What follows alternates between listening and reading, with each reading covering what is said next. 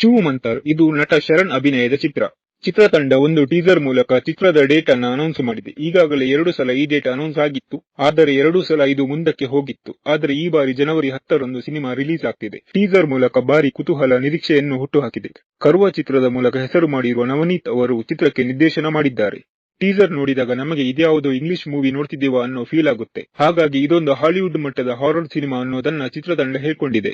ಸಿನಿಮಾದ ಕತೆ ನಾರ್ಮಲ್ ಅಂತ ಅನಿಸಿದ್ರು ಅದನ್ನು ಮೀರಿಸುವಂತೆ ಸ್ಪೆಷಲ್ ಆಗಿ ಈ ಸಿನಿಮಾವನ್ನು ಮಾಡಿದ್ದಾರೆ ಅಂತ ಟೀಸರ್ ನೋಡಿದ್ರೆ ಅನಿಸುತ್ತೆ. ಹಾಗೆ ಹೇಳುವ ಅನೇಕ ಅಂಶಗಳು ಈ ಸಿನಿಮಾದ ಒಂದು ಟೀಸರ್ ನಲ್ಲಿಯೇ ಇವೆ.